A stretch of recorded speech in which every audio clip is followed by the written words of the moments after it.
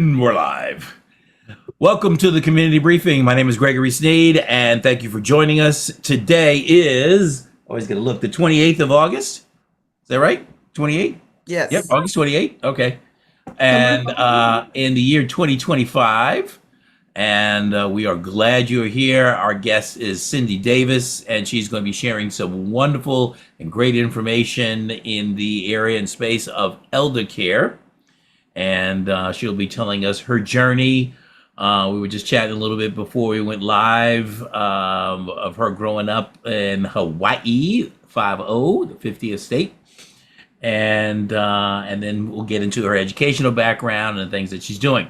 My name is Gregory Sneed, and CEO of Lifesaver Financial Services. I help my clients keep more of the money they make.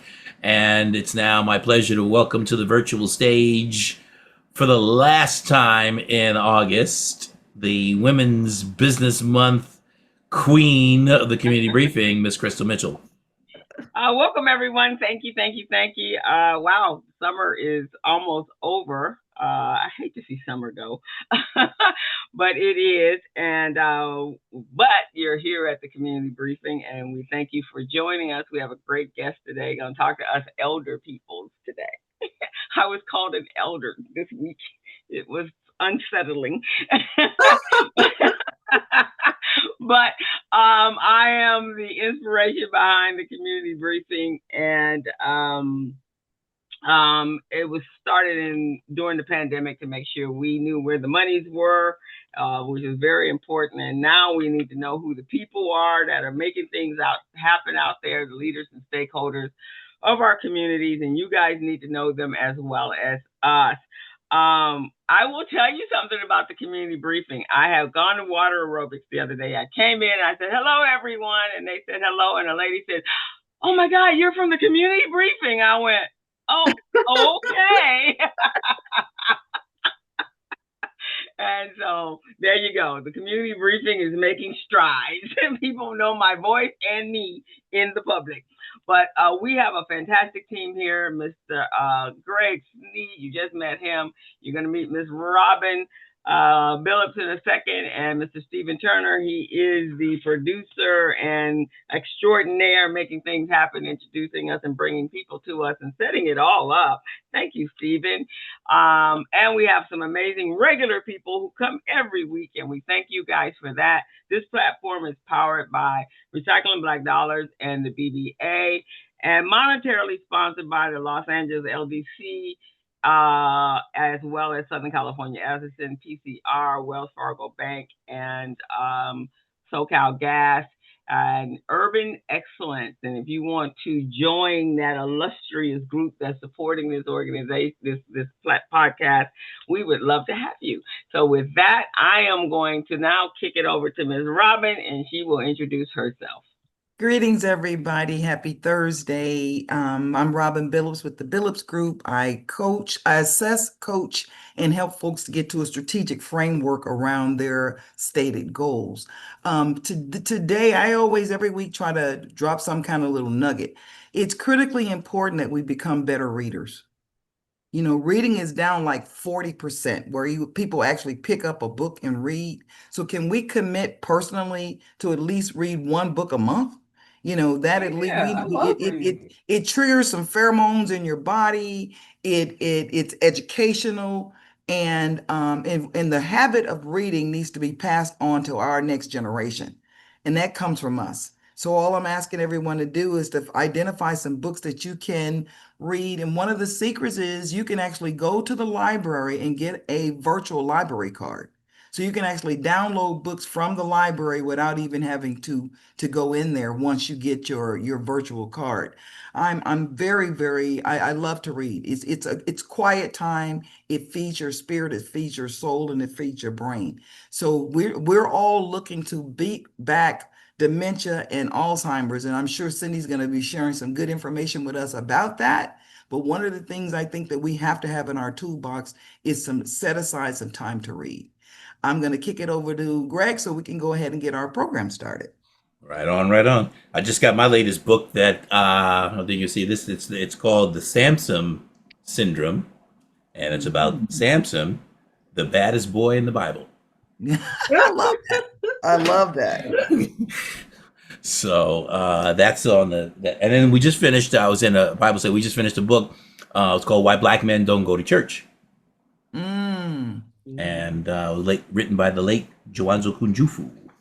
So our guest today is Miss Cindy Davis, and those of you who are returning members, you know sometimes we have someone who has very limited information in their background, or they've just done one thing and they've done it for 40 years.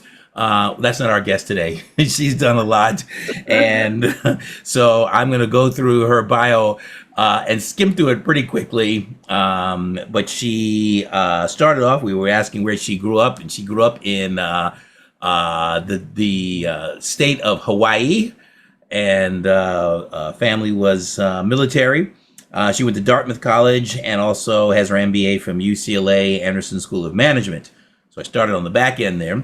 She has 30 years of experience in transforming businesses, and she is currently the founder and owner of Next Level Consulting, and she's been doing that for just a little over a quarter of a decade, 26 years. She's also the co-founder of a company called Geriscope, and that is providing guidance for caregiving.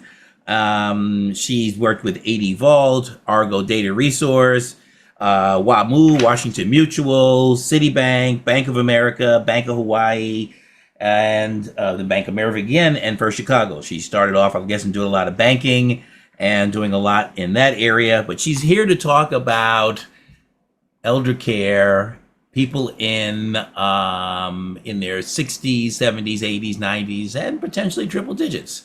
So please join me in welcoming to the virtual stage, Miss Cindy Davis. Thank you. Thank you. I appreciate that, Greg. I did have some slides that I want to share with everyone so we can get a quick snapshot. So first I want to take a moment and thank Steve Turner for inviting me. We've been talking about some of the things that he's working on, and that's how we started our conversation on LinkedIn. So again, networking, business networking pays off. So Greg, or I'm not sure who's in control. You have permission to share, and okay. slide to the left. Okay, there we go. Slide to the right. Here we go. Everybody, clap your hands. That's right. Please stand by. Okay, exactly. And also tip, mad that Cindy, we hit that common denominator, not only Dartmouth, but UCLA. That's right. Perfect. Okay.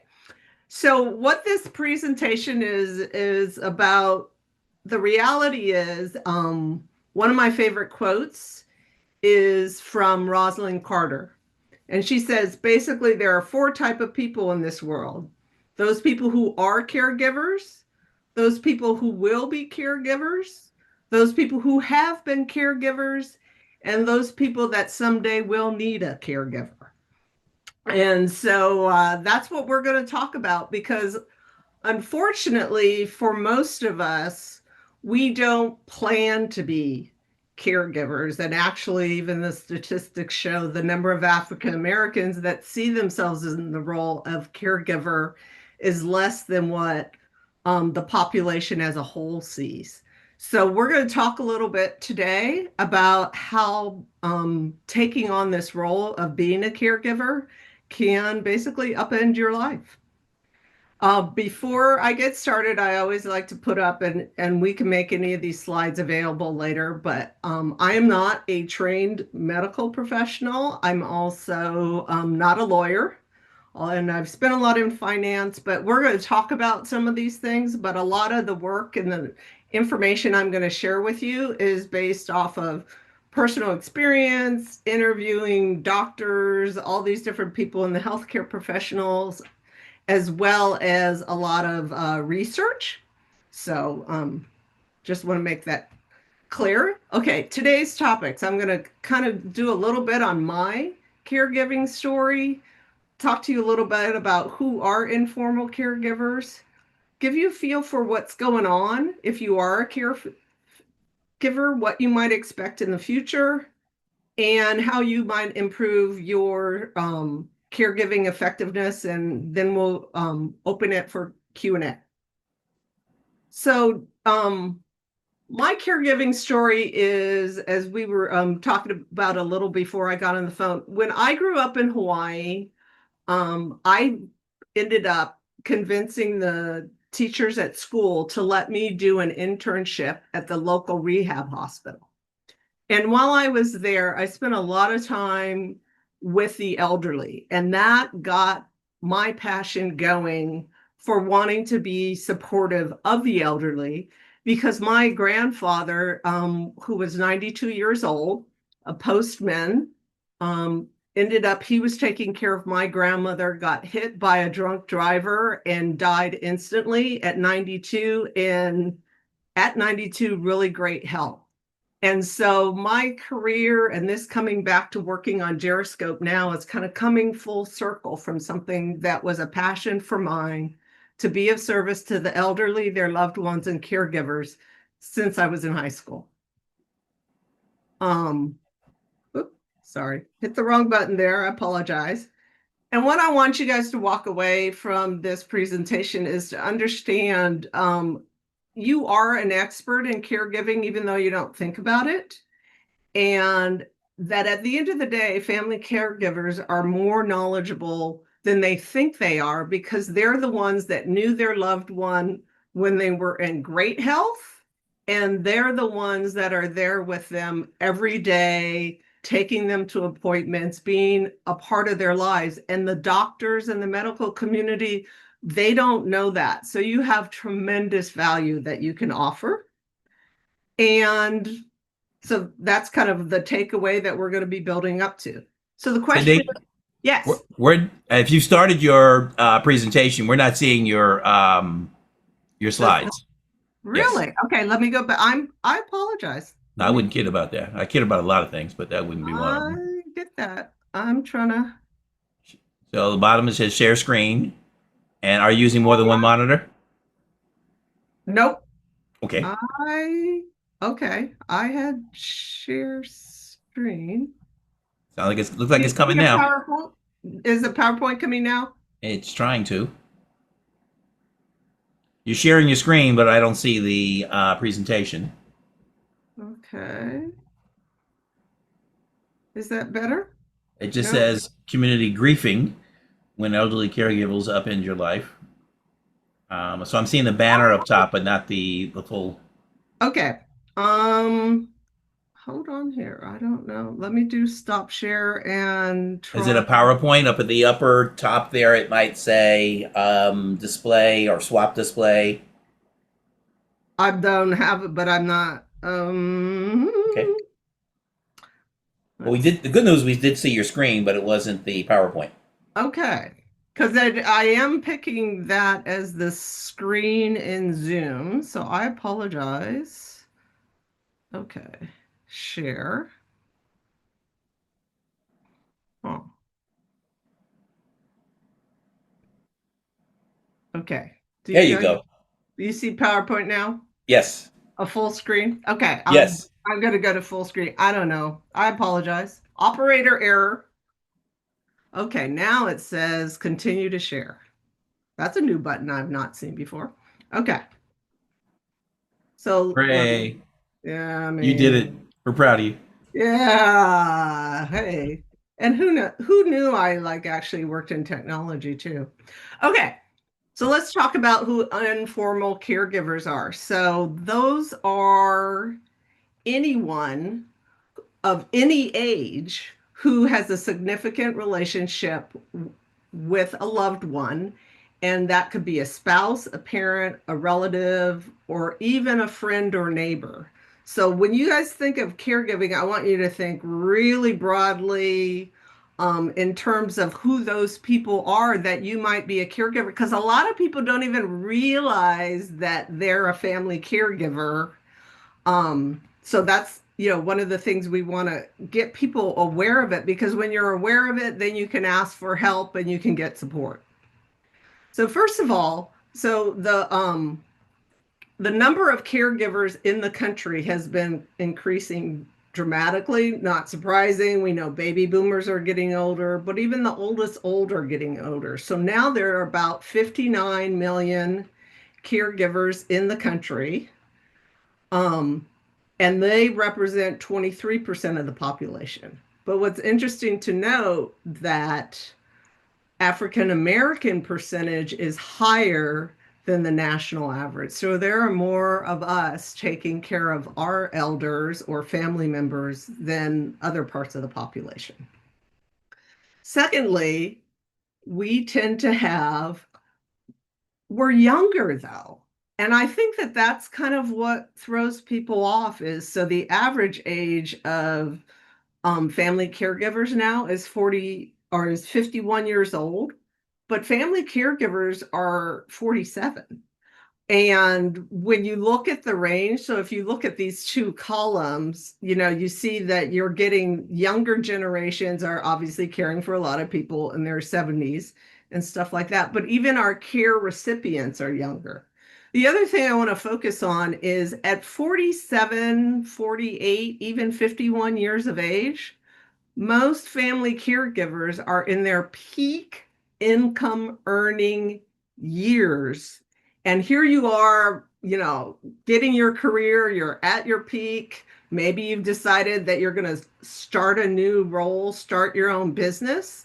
And all of a sudden, family caregiving comes a calling. And so it creates even more burden and stress on everyone, but especially, you can see it starts sooner with the African American community.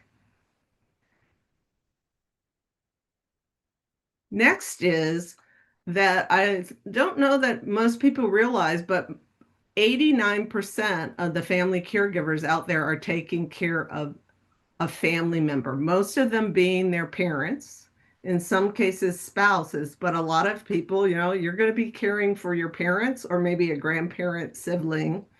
But also there's a higher prevalence in the African American community of people helping out close family, friends, and neighbors, kind of that extended family.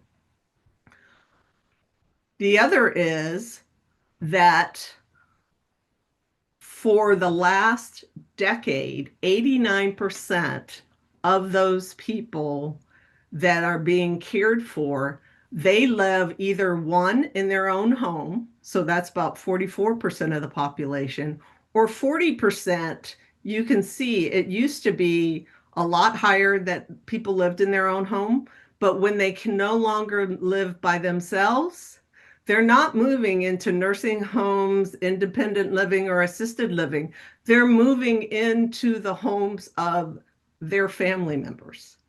And that is especially prevalent in the African American community. So you see, even over the last decade, the amount of people that are living in a congregate institutional setting has held steady at 11%. And right now, with all the cuts they're going to do in Medicare and Medicaid, there's going to be even more pressure for people to be in someone's home. So that's kind of a trend and something to think of. The other thing is that the hours of care that are being provided, so it starts out, or on average, a lot of people start out less than an hour a week, maybe it's 10 hours a week of care, but the average across the nation, it used to be 24. By 25, it's risen to 27 hours a week. Think about that. If you're working a full-time job and then you're caring for a loved one or relatives or more than that for 27 hours a week, I mean, it's no wonder people are exhausted and frayed. I mean, it's another full-time job. Interestingly, so where that average has been, you see it's 27. In the African American community, it's 31. So we're spending even more time doing this. The other thing that is different and has shifted over the last decade is when I started caring for my dad, it was in 2015. And at that point in time, the average tenure or the average number of years you were going to be providing that care was 4. It's now increased to 5.5 years. And that's a long time to be juggling this kind of burden. And I don't think, one, we don't plan for it, we don't see it, but we also don't think, oh my gosh, I'm going to be doing this for more than 5 years. And the years continue to trend up with longevity and the need for greater chronic conditions, so people can't be as healthy, so they need more support. The next thing I wanted to touch base on, so that's what this is here, is the economic value. So I did a calculation of the number of caregivers that are out there and use the Bureau of Labor Statistics hourly rate. And if you take that amount of unpaid care, by 2025, the annual contribution was $2.5 trillion of unpaid care for family caregiving. So this is a big, big, big market contribution. The other thing that is really happening, and it happens a lot more for both the Hispanic and African American community, is I love this chart. This kind of illustrates what's going on relative to people with sandwich generation. So you see in 2010, you had, 38% of people were caring for just a kid and maybe 21 were doing an older adult. But by 2040, that's going to flip. And, you always hear all this discussion about people are having fewer and fewer kids. But what you see is, one, the overall care burden is going from 59% to 76% of us doing that. But it's about to flip, where more people will be taking care of older adults than they will be taking care of children. So what I want to do is, I'm just going to let these roll, but these are the general challenges that arise for elderly caregiving. You have a lot of physical challenges, as well as you end up with a lot of emotional and mental health impacts. And I'll just let you kind of look at these because it's kind of one of those things where you go, oh, I didn't even realize that. But yeah, that's what's contributing to those feelings of stress.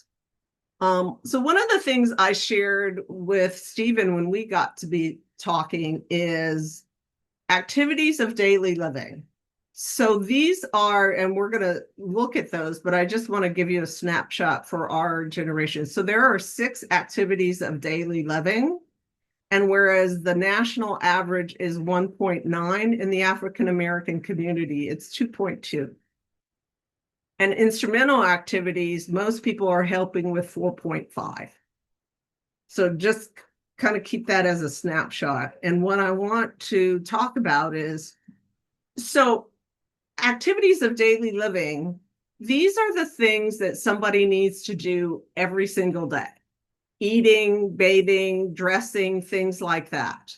And these are the things that when you take your loved one to the doctors, or you're talking to insurance companies or senior living providers, they're going to ask you, how well is so-and-so doing with the activities of daily living? So it's important to know what those are.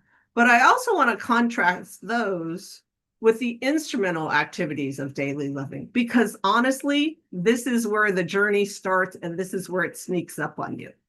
So instrumental activities of daily living are those life management skills. So I always use this as a great example.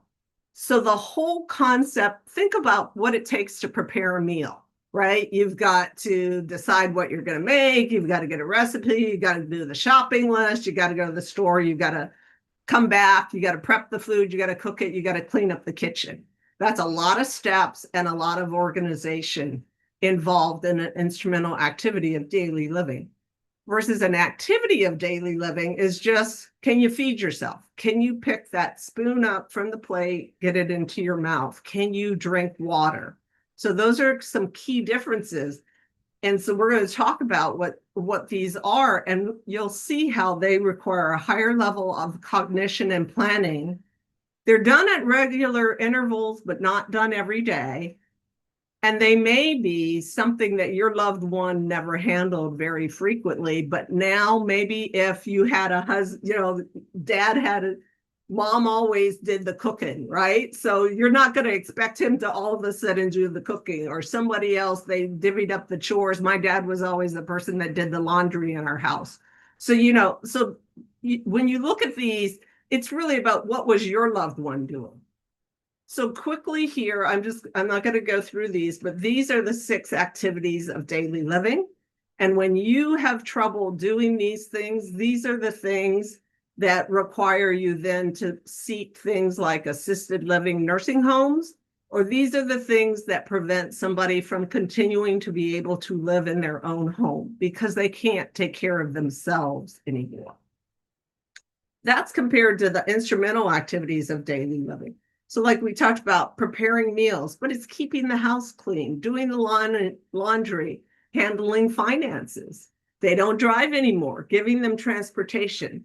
So I like to talk about the instrumental activities of daily living because what happens is you start out thinking, I'm just helping out. But before you know it, you're doing more and more things. And that's how you easily get from going less than an hour a week to 24 hours over the course of the week. You know, it's these types of things that are the first things that pull you into that journey. And another data point for you to think about is the amount of help that you're going to need with these instrumental or with the activities of daily living. So the bathing, the dressing and stuff. If your loved one's 65 to 74 in decent health, you know, doesn't have a major condition, you're probably not helping them with a lot of the ADLs. But by the time they're over 85, that's when you're really beginning to pick up a lot of those in terms of your daily workloads.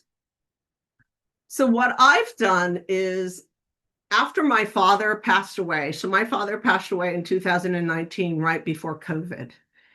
And I gave a lot of thought, as many people did, over the course of COVID as to what I wanted to do. And I reflected on that journey. And one of the things that was really frustrating to me, and maybe some of you used when you were first getting pregnant with your kids, was the What to Expect When Expecting book. And what I loved about that book was you could pick it up and it's like, month 1, these are the things you're going to need to know what to do. This is what the doctors are going to ask you. These are the things you ought to be doing in that month. And on and on and on it would go, all the way to your delivery in the hospital. And so I started matching up and I said, you know what? There are all these common things that happen when you start caring for your elder caregiver. So what if I laid those things out and collected all the information that was the same types of things as what to do, what to expect when you're expecting, but what to expect when you're caring for an elderly loved one. So here's how it goes. So first you start out with, I start at the point in time that they have to give up the car. Now, if you live in a city and they never drove, then don't worry about it. But giving up the car is a big milestone because that's a change of your independence. And now you got to rely on people. And that gets back to when we go back to the instrumental activities of daily living, arranging transportation. So that's kind of the first one. Then the next is, at the point in time you can't do the car. Well, you know what? I might need help. So do I need aides and home health, or does somebody need to come and clean the house? So we talk about you're going to need help. And then from there, we might take a look at your house. Do you need to modify your house? Can you age in place? Do you need to move to a different type of living situation?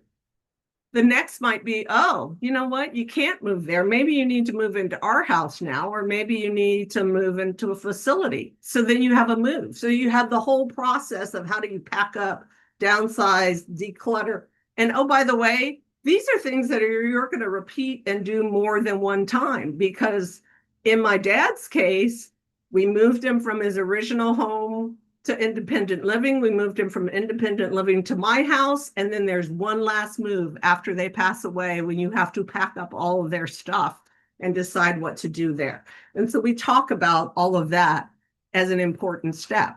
And so you keep doing that circle from moves to home, moves to home, moves to home. Okay? So the next part of your journey might be the crisis. Oh my gosh, now something's happened and mom, dad, aunt, uncle is in the hospital. What do I need to take to the hospital, and what are the medical teams going to tell me as to where I need to go after that hospital visit? Well, guess what? There's only 5 places they send you. So let's talk about what those 5 places are and what they do. And one of the good things I found in the research is the African American community is better than all other communities about advocating for our loved ones, probably because we spent so much time knowing that the healthcare system is not super supportive of our needs. So we know the importance of speaking up. And so that's what we talk about in the crisis. But having a crisis may bring up the need to really have a heart-to-heart discussion with the family about what you want for quality of life, advanced care planning, medical power of attorney, all of those types of things. And that's what we cover in the talk. And from there, then you have the end. And a lot of people, they don't want to talk about death, but we all know that it's coming. So should you consider hospice, palliative care, all those other things that are supportive? What do they mean? What are the differences? What values could those provide to you and your loved one and your family? Because a lot of people don't realize that hospice care also does a whole lot of work supporting the family and with their bereavement and all those things like that. From there, we talk about death, because I don't know about you, but I never planned a funeral till we did it for my mom. But there's unfortunately, a lot of disreputable people out there that want to take advantage of people when it comes to funeral planning. But there are also things like my father was a veteran, and there's veteran benefits to help pay for stuff, but people don't even realize it and may end up overpaying. And what kind of, ceremony do you want? Where do you want to be buried? All those things that are associated with death. And then the last area we cover on this kind of journey is the idea of grief. But really, grief starts a little earlier. There's something called anticipatory grief. And that's the grief you have when you're caring for your loved one. And one day it kind of hits you, oh my gosh, they're not going to get better. Like, this is the new normal. And you kind of go through a whole mourning process associated with that. And from there, you have to process that. And then, then you also have, your normal common grief at the end after your loved one has passed away. And then I also talk about complicated grief, because the reality is some people get stuck. And so these are kind of the different, I call them stops, because you may not go through all of them. You may jump around, you may go back and forth. And so that's why you see like the whole chart, it's not a straight line. But just because it's not a straight line doesn't mean there aren't some common stops along the way, and everybody's journey is different. This is in here. I also just have this in here of, this ADL conversation is super important, because if you understand your loved one's ability to take care of themselves, then you got a whole lot of information as to what you need to do and what kind of care and support you need to provide. And so what I'm talking about here is, on this orange line, this is your level of independence. So as you become more and more reliant or need more help, the purple line, with activities of daily living, then you may need to move. You're moving along this continuum, even though you don't realize it. And as you can see, the annual costs of care at each of these places increases dramatically, because guess what? You're having to do more things. But with 90% of people caring for a relative or a loved one in their own home, then this is the burden that's falling on them. So I have two really quick things that I want to share with you that were like lifesavers for me in the process. The first is the CATS index. And this is something that allows you to go through and really think about how your loved one is doing on and rate their kind of performance on those scales. And when you go through that and ask those questions, then you can say, oh, this is where they're beginning to deteriorate. And if you keep coming back and doing this over time, you can start getting ahead of what may be coming in your future. The same thing, and so, this is just an example here of, what the bathing one is. Next, the other is you also want to know those instrumental activities of daily living. When are you beginning to take on those tools? And so that's what this Lawton Brody scale allows you to do, the same types of things relative to managing their medications. Can they do them on their own, or does somebody else need to get more involved? And I didn't put it in here, but there's also a similar scale if you have a loved one who has dementia, so that you can begin to see those dementia related things, or Alzheimer's. So if that's something in your family, there's also a similar scale. So again, because we're with them every day, so we're in the best position to really recognize what's going on. So my recommended action plan is that people download the Lawton Brody and the CATS index, evaluate how your loved one's doing on an ongoing basis, determine if they've maybe moved to a different chapter, and if you need some more help, go ahead, get that chapter, read that chapter, review it.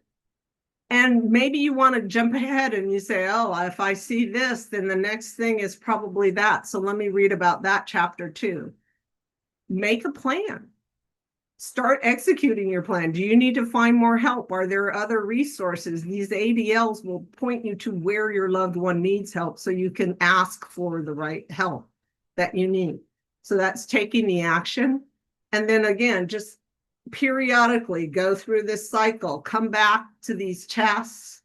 And I hate to say tests, but evaluation, it gives you concrete information as to where your loved one is, so you can take action for your own personal journey. Then the second thing is, I don't know about you, but my dad was also a super, super social guy. So every time we went to the doctor, okay, so this is the problem. The average doctor only spends 11.8 minutes talking with the patient and their family.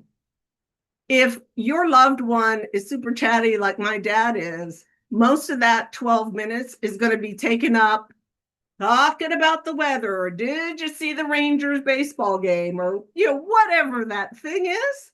And you've lost this very short, precious time. And so the other thing I really recommend people do is prepare a 2-minute recap that they can have when they go to the doctor. And this is the same thing when you go to the ER or any other time that you're interacting with anyone you're trying to get support. Start with how they felt. What are the symptoms? What were they doing the time? Any concerns that prompted you to come in for care. Write those down, write down your questions. Then when you know how when you first go in and you're at the front desk, and then that nurse comes in and she takes the vitals and stuff like that, have that concise 30-minute or 30-second version that you're going to share with that doctor or that other nurse, because that's what they're writing in the file, so the doctor knows what to come in and ask about. So let's just short circuit this whole thing, and let's get right to that 30-second thing, so they flag it, so that when you come in, when they come in, you can give the longer version. And so you do your first 2 minutes. Now you got 10 minutes for the doctor to kind of ask you questions, dig deeper, figure out some other stuff. And then don't worry about repeating yourself on that 2-minute recap, because you may have said something that spurs them to ask you some other questions, or they may ask it to you a different way. But the reality is this is just a great way to make sure that you're getting the care you need, and the doctors or the social workers or whoever it is you're talking with can know what types of things they ought to be recommending to you. So that's kind of it, and I'm going to stop now. Great job. Thank you so much. That was a lot to digest. It's a lot in there. And I'm glad you added the cognitive impairment, which is like that seventh ADL. A lot of times they'll look at the six and they may be able to do a lot of those things. But the cognitive will show up first before some of the physical pieces of it. So we can do the Q&A. Yeah, there you go. You took that down. So, I think some of us have gone through that. I certainly went through that with my mom. My mom had Alzheimer's, and so she started showing signs in 1996, 97, and she passed in 2013. So that was a very, very, very long journey. And then some of others will have, when it comes to Alzheimer's, and we've had the early onset, which is more rapid, and that can happen. I didn't get a chance to see, Crystal, if you can check, or Robin. I didn't see if anything was in the chat. I'm usually guilty of paying attention to the speaker and not reading what's in the chat. And again, this is sort of near and dear to a lot of our hearts. And I do, by the way, I do offer solutions through insurance products that offer assistance with ADLs and boost income, not long-term care insurance, which I think is too pricey, but hybrid products that do offer that. So that's my 30-second plug. Robin, what you got? Yeah, I just wanted to jump in. Having experienced dementia with one of my elder aunts, and my mom lived till she was 94 years old, and she was in very good health up until the last, right? Yep. But that piece about not being able to drive, that driving thing can drive a wedge in a family so very quickly. Yes. One of the suggestions, and maybe you can speak a little bit about that, is to allow the doctor to take the keys from them, not the family. Because anytime the family steps up, I think it's really critically important to allow the medical team to work with the family to be able to bring some of this stuff to fruition. Can you speak to that? And then we do have a couple of questions in the chat box. Okay. So I'm going to give you my opinion and my experience. So this is my opinion. And you know what? This comes up at every single presentation I have about like the car and even like living situations. And this is my concern. You're not going to be able to get into the doctor's office every single time there's a big health issue that requires a change. So I think it's really important that the caregiver and the recipient form a relationship where they can be truthful and honest about that. Like I have people who have said to me, every single time they need anything, they go to the doctor and have the doctor and I'm not saying that that's what you're saying, but I'm saying kind of what I'm trying to do with these digital downloads is give you the information about, like, for example, I go into why is driving so important for your loved one? If you know why driving is so important to your loved one, both, from an emotional independence perspective, but also from a perspective of, I need to still get to church and who's going to, take me to the grocery store and all those types of things. And when you know what because people talk about, oh, well, stop driving. Okay, but how are you going to get there? Uber? My dad had arthritis. He couldn't, and he had neuropathy in his fingers. He could use a smartphone. So I think before we can have that conversation is we have to educate ourselves better on what that situation is so that we can have the conversation and begin to build that rapport, because as you see, the car is the beginning of the journey. There's going to be a lot more conversations that are going to be much more difficult. But I will say, if they get to the point after you've had those conversations and they're still not budging, then it's a lot easier for a doctor to say some stuff. But I even talk about things like, certain medical conditions or the drugs that they're on, it's not a personal attack. Those drugs impair your ability to drive. So either we talk to the doctor about changing your medications and stuff, or the reality is if you're going to stay on these life-saving drugs, you're going to have to make those changes. And so what I'm really trying to do is educate people so that they can have that conversation, decide how they want to approach their loved one. And then if you're going to do the doctor, get the doctor, you can tell the doctor what it is that you're seeing so the doctor can be even more adamant as to why it is that you're asking to do that.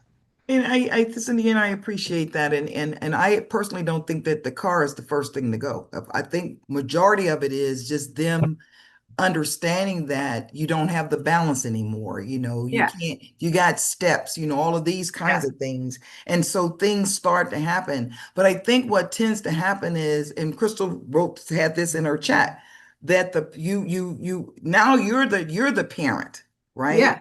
And Yeah. and to And your it's a point, role reversal. that whole role reversal and needing to have these conversations now before things get crazy, right? Right. Yeah. Right. Yeah. Right. And that's the importance of knowing the duration, because you're going to be having these conversations for a long time to come, right? Yeah, one of the questions is in the chat box. What would you consider? Let's see, let me get here. I think Stephen had a question. Stephen, you had a question first up. You still on mute?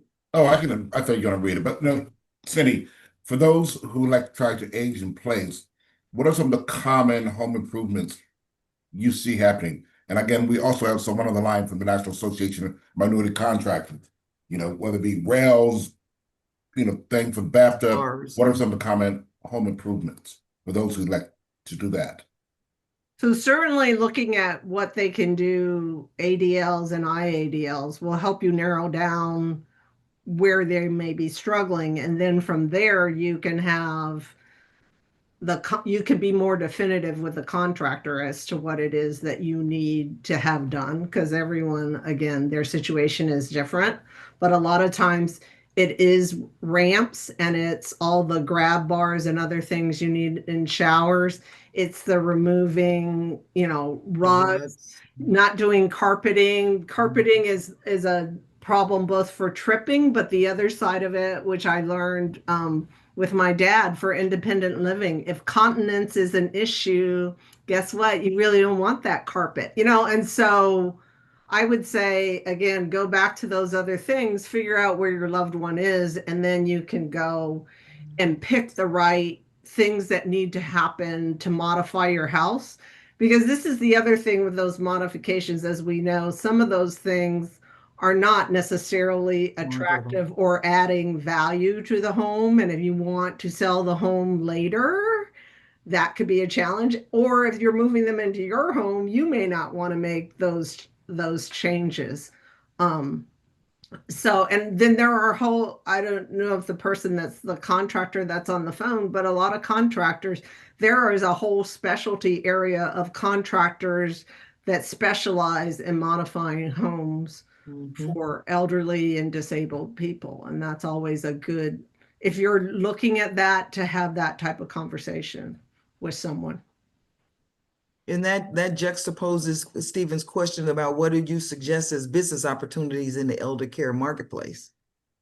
So there's a couple of opportunities in the elder care marketplace. That would be one of really understanding, since you saw the numbers, 44% of the people are in their own homes, right? So it's the opportunities in those communities are, how do you make, most people want to stay at their home. Yeah. So how can we make their home more livable, but also, I'll tell you, in my family, my parents did one of those bathtub shower type things that killed the trying to sell the house. Like they were in a great neighborhood, but if we had, because everybody just looks at it as they're going to have to tear that thing out and then they're going to have to redo the whole bathroom.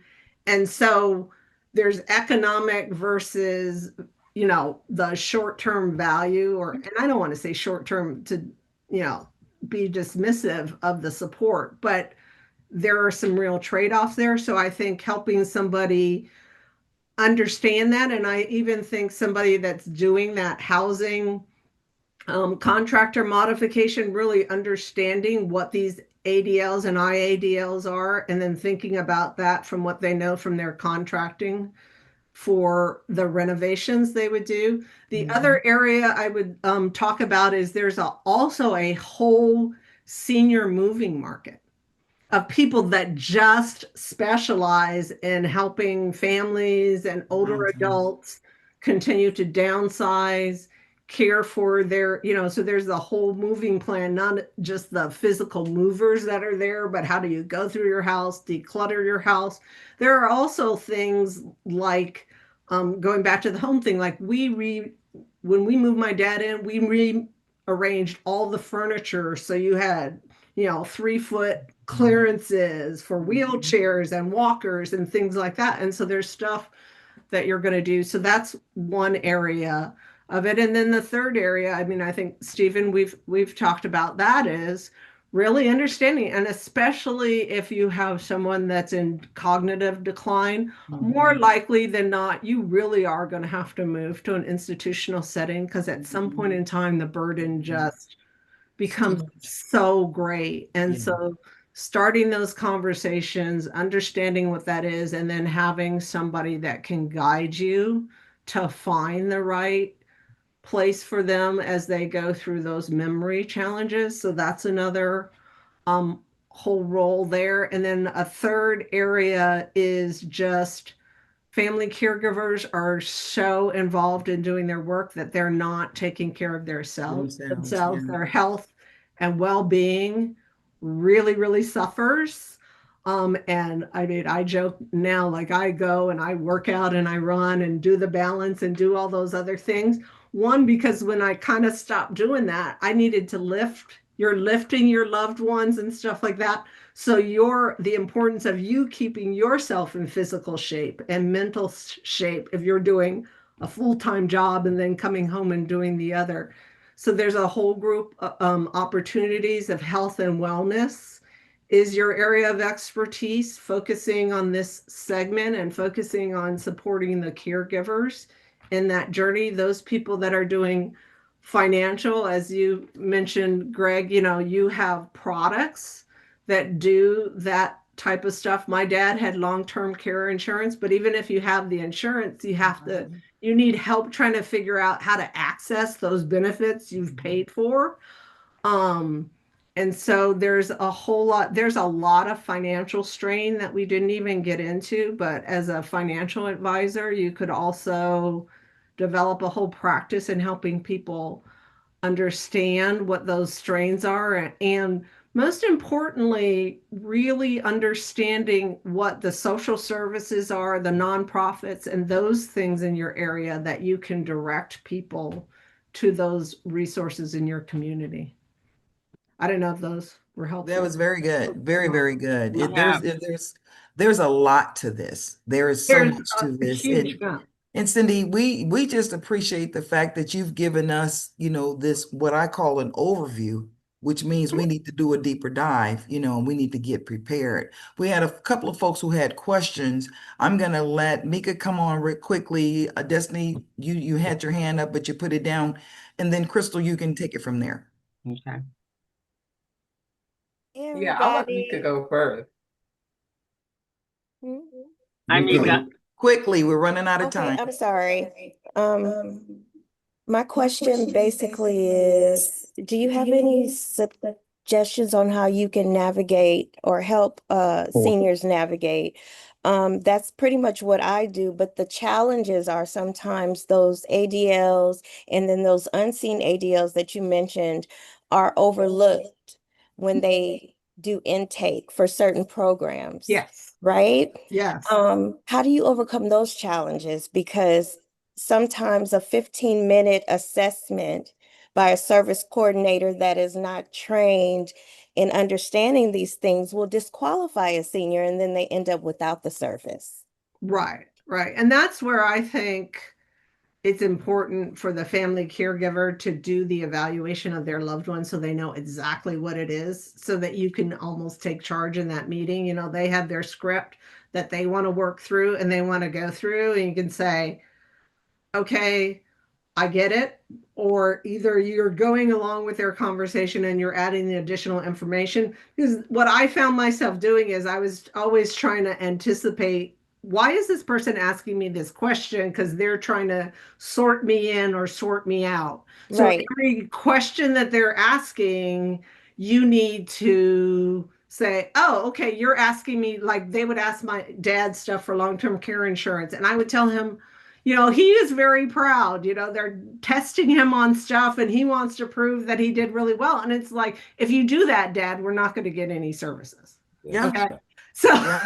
so Yes. sometimes it's with the loved one, It's a sometimes fact. you've got to know it. So you can say, yes, Dad, you do that most of the time, but are there any services for X? And so that's part of the thing is, don't let yourself be taken by that person. Educate the people that you're working with on, these are the things. What are the 2 or 3 things you want to get from that person? You know, understand what that person has access to and the resources they can send you to. And you've got to redirect them, because you're right. They're just trying to, they got 15 minutes like the doctor. They want to get in, they want to get out. Thank you. Destiny, quickly. Is that Destiny? Go ahead. Yes. Yeah, the question I had was about the activities of daily living because I thought that was really interesting. I remember when I had a grandparent that was kind of going through that phase where we did have to take care of her, even though she really wanted to stay independent and not, you know, have, I guess, what she might have thought felt like, you know, people trying to be charitable. She wanted to keep driving. She wanted to do all those independent things. But as she got older, it got more difficult for her to be that way. And so I was wondering, like, how do you help someone who's really wants to be independent like that, except that maybe they can't do all those activities of daily living as they did before? I think you can do the tests or the measurements with them Mhm. and ask them to rate themselves and say, think about where you were, you know, like 6 months ago. Or the other thing is to do it after a triggering event, after a trip to the hospital, after a new diagnosis or something from the doctor. So that kind of goes back to what Robin says. You're using the medical professionals have now said, this has happened, or these are the types of things that might take place. And then you go home and you say, hey, let's sit down and talk about these things. So before this medical event, it seemed like you could do that, but now I see you kind of struggling with that. What do you think? You know, and get them to do their own self-assessment, you know, Yeah. without telling them or doing, I mean, obviously you can do it on the side, but if you're, you know, do it together. Yeah, Yeah, that could kind of help. and I will say this is the other thing is like when my dad wanted to move, or he didn't want to move out of his house, and I actually sat down and I wrote him a letter. And I said, you know, we love you. We'd love for you to be closer. Your grandson is here. You've got a wider community to help you. We would welcome you to come and live with us, or at that point in time to live with Dallas. He wasn't necessarily moving in with us. And there's something about a letter where you can express what you want and what's important, but then that lets them have that time. Yeah. And he thought about it. So, like, I wrote him the letter after he visited for Thanksgiving and things weren't looking that great. And between Thanksgiving and when he came back at Christmas, he said, you know, I thought a lot about what your offer was and stuff. And I'd like to set up a time for us to come and look at housing options in Dallas because I think it's time. So I don't know if that might be helpful, but You can't interrupt the letter. yeah. While you're talking, they're going to interject, but you can't, you know, if you put it in writing, it might take them a week to get through it, but, you know, anyway. Exactly. The other Yeah, it's thing, very helpful. this is, and when they start, this is going to happen, especially if there's a diagnosis. It's better to have this conversation beforehand. But to really lay out what is going to be needed all throughout. So one of the things my mom did was she had all the medical, all the insurance policies, everything was laid out. My uncle, I took care of my mom, my uncle, my grandmother, my brother. So I didn't went through the gamut. So at this point, my caregiving hat is off. But it was challenging. But here's my girlfriend went through 20 years with her mom. She took care of her mother 20 years. And after the 20 years, already exhausted beyond, her mom had dementia. Beyond all of that, then the siblings jumped in. The parents had made a decision to leave the house to the only daughter. And they changed the trust, the wills, years ago before her father died. But it was a major thing. So she was in legal battle with her brother for like 3 years before they finally had to mediate it out, and she ended up having to pay them out. But here's the thing, parents, I have to understand that afterwards, there's so much pain and grief going on with the siblings, and you don't know whatever everybody's individual relationships were is drama. And so I suggest, in addition to the wills and trusts, there should be a video recorded by the parents long before they lose their cognitive ability, saying exactly what they wanted to transpire, how they wanted to transpire, that everything that they have put in place was on their own recognizance, and it was their decision to make that decision, because that is the only thing that prevents you from having to go through the anguish of losing your parent. And then on top of that, you have a sibling that's already appraising the house before they even pass away. So the legalities of these things are really important. So as much as people don't want to have that conversation that at some point mom and dad are going to go, and you have to have these hard conversations and hammer it out before the parent loses the voice to state what they want. I agree. And that's Crystal, from my experience. Crystal, and Renee, you got your hand up. We see it. Right. So can I ask you a quick question, Crystal? Yes. Because I'll be guilty of this, but I'm going to ask the question anyway. So have you written your stuff down and done your own video?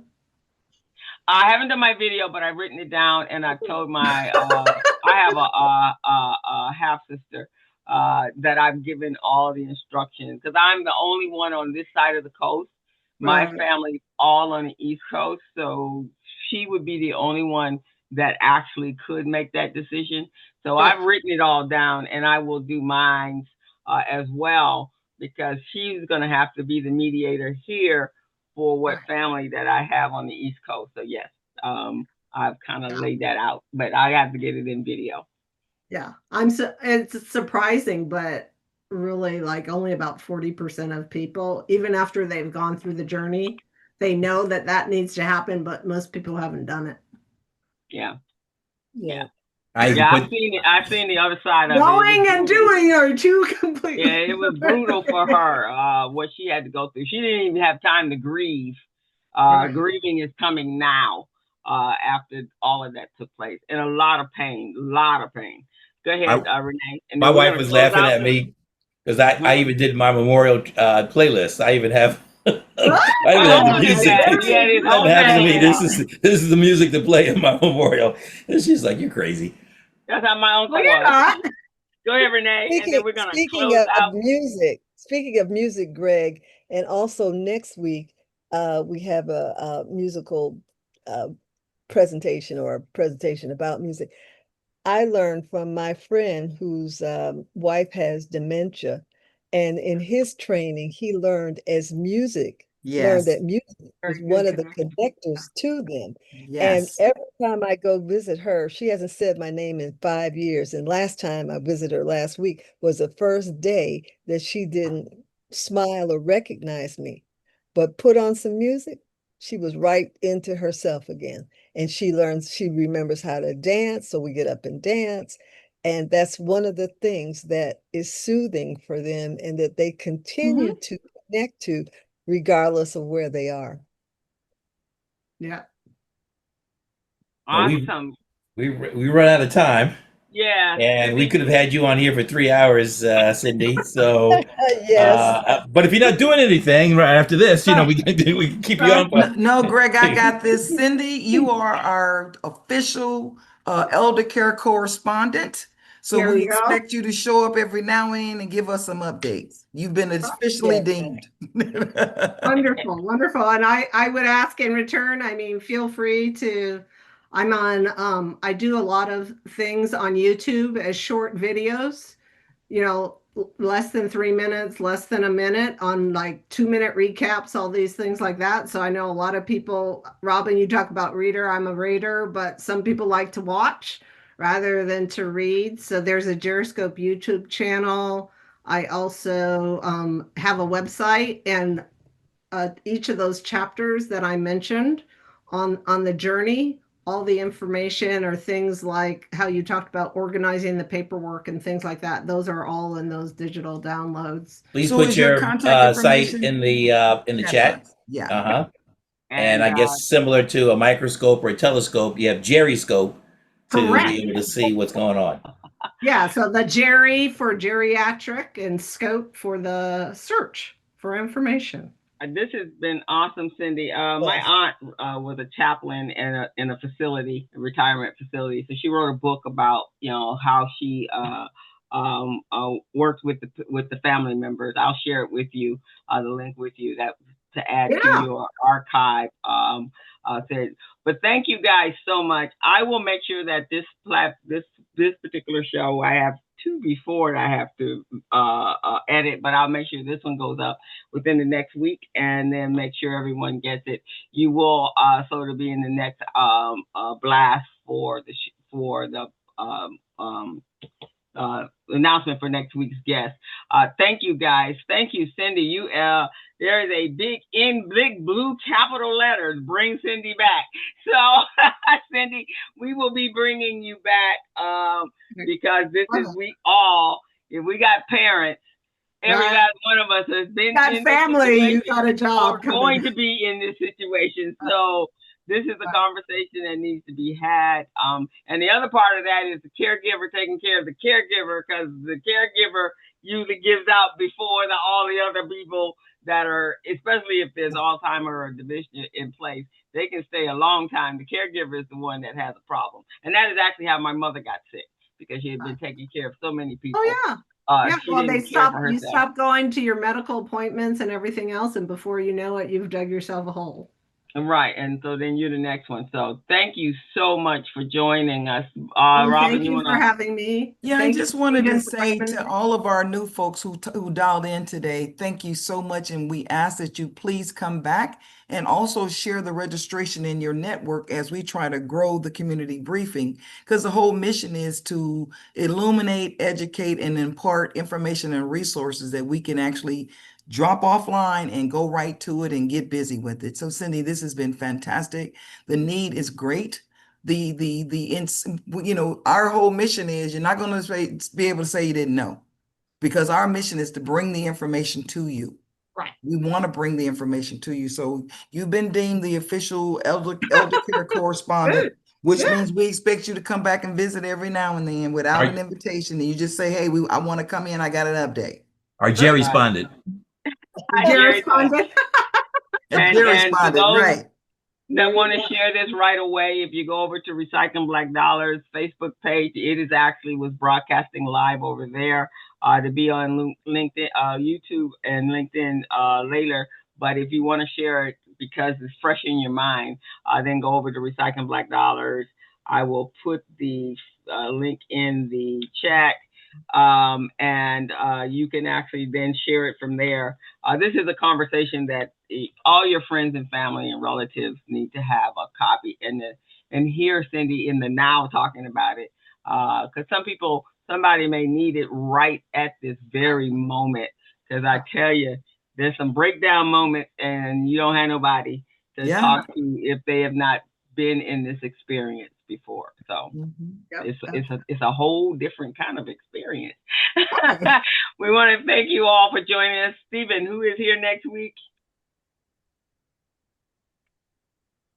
Next week we have Deborah Swan. Thank you, Robin Billups, Yeah, of the Hivlin Heflin. Legacy Foundation. Yeah. So preserving Awesome. jazz music in aerospace. Awesome. Wow. Okay.